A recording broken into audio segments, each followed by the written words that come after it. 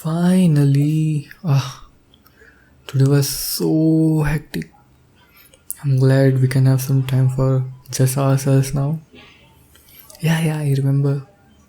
I bought it. So, you wanted me to give like a quick recap, kind of like what we have done so far, right? So, there is Mr. and Mrs. Bennet, typical housewife and husband, who fight with each other and seem to be, kind of like teasing each other all the time. Then we have their like 4 or 6 daughters. We have Elizabeth, the youngest one. We have Jane, the oldest one. We have Lydia, and we have another one I can't remember. There might be just 3 daughters. I'm not sure, honestly. Then we have Mr. Bingley, who is a completely different character, comes from outside. He comes and meets this family, and they're like, oh wow, let's try and have one of our daughters married to them. And he seems very charming. He has a friend called Mr. Darcy, who I love. Everybody thinks he's everybody hates him basically. I think he is the funniest character in the book. He reminds me of Patrick Bateman from American Psycho. I don't know, it's just something about when girls write men that they hate. It's just so funny to just read them. But yeah. We have Mr. Darcy, who everyone hates. We have a few sisters of Mr. Bingley, but yeah, that's it. So how are you feeling, by the way? I know I couldn't do the story yesterday. When I came, you were already asleep, so I didn't want to wake you up. I mean, you have been having trouble sleeping, so yeah, I know. But now we have time, so I can read you. Yeah. So today is chapter 4, right? Okay.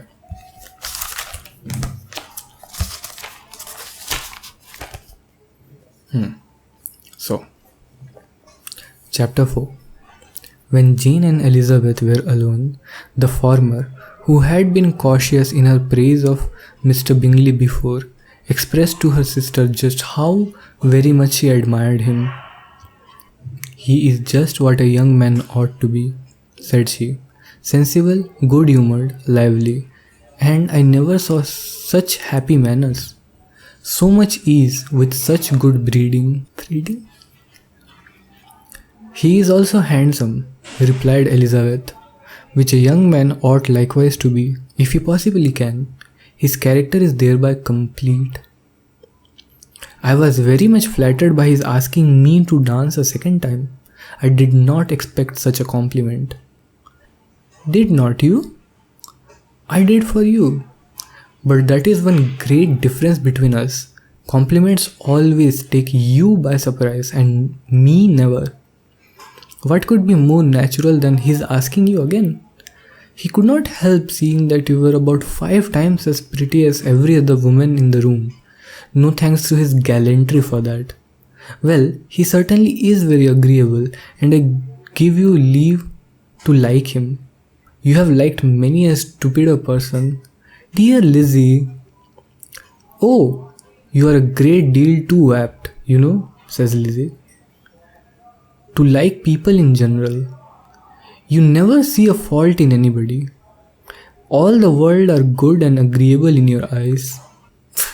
Yeah, it does sound like me. Yeah. "I never heard you speak ill of a human being in your life. I would not wish to be hasty in censuring anyone, but I always speak what I think," said Jane.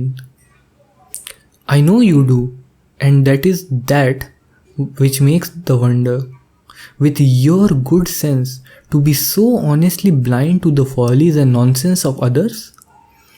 Affectation of candor is common enough, one meets with it everywhere, but to be candid without ostentation or design, to take the good of everybody's character and make it still better and say nothing of the bad belongs to you alone. And so you like this man's sisters too, do you? Their manners are not equal to his. Certainly not, at first, but they were very pleasing women when you converse with them. Miss Bingley is to live with her brother and keep his house, and I am much mistaken if we shall not find a very charming neighbour in her. Elizabeth listened in silence, but was not convinced. Their behaviour at the assembly had not been calculated to please in general, and with more quickness of observation and less pliancy of temper than her sister, and with a judgment too unassailed by any attention to herself, she was very little disposed to approve them. They were in fact very fine ladies, not deficient in good humour when they were pleased, nor in the power of making themselves agreeable when they chose it, but proud and conceited. They were rather handsome, had been educated in one of the private seminaries in the town, had a fortune of £20,000, were in the habit of spending more than they ought and of associating with people of rank, and were therefore in every respect entitled to think well of themselves and meanly of others. They were of a respectable family in the north of England, a circumstance more deeply impressed on their memories than that their brother's fortune and their own had been acquired by trade. Mr. Bingley inherited property to the amount of nearly £100,000 from his father, who had intended to purchase an estate but did not live to do it. Mr. Bingley intended it likewise, and sometimes made choice of his county. But as he was now provided with a good house and the liberty of a manor, it was doubtful to many of those who best knew the easiness of his temper, whether he might not spend the remainder of his days at Netherfield, and leave the next generation to purchase. His sisters were anxious for his having an estate of his own, but though he was now only established as a tenant, Mr. Bingley was by no means unwilling to preside at his table.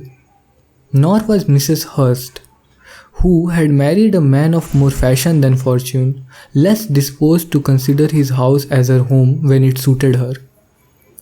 Mr. Bingley had not been of age 2 years when he was tempted by an accidental recommendation to look at Netherfield House. He did look at it, and into it for half an hour, was pleased with the situation and the principal rooms, satisfied with what the owner said in its praise, and took it immediately.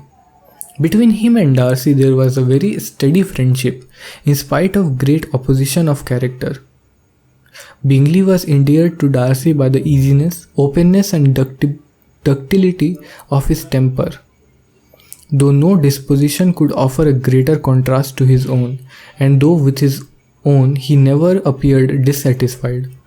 On the strength of Darcy's regard, Bingley had the firmest reliance, and of his judgment the highest opinion.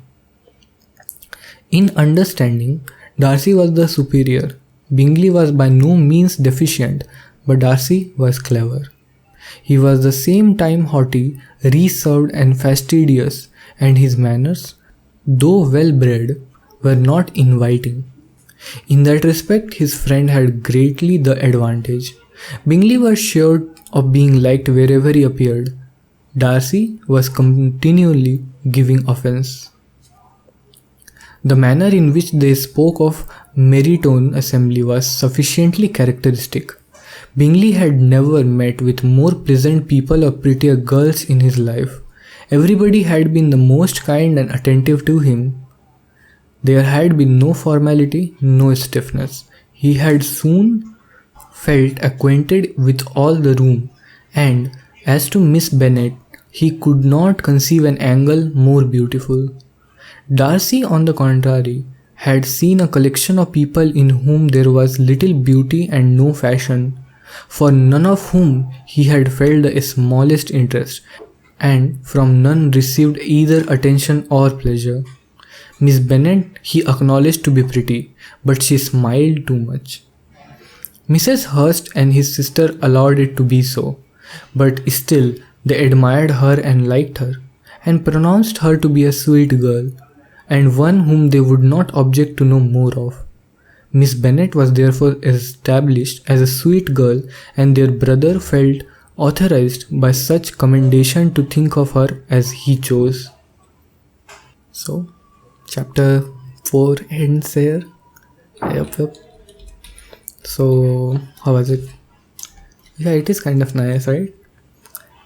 This chapter was entirely just talking about Miss Bennet and Mr. Bingley. Yeah, it is nice. So, you wanna go to sleep? Mm-hmm. Can I ask something? You are enjoying like me reading out to you, right? Mm-hmm.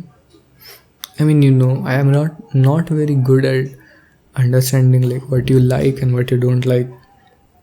So it is nice to have like confirmation that yeah.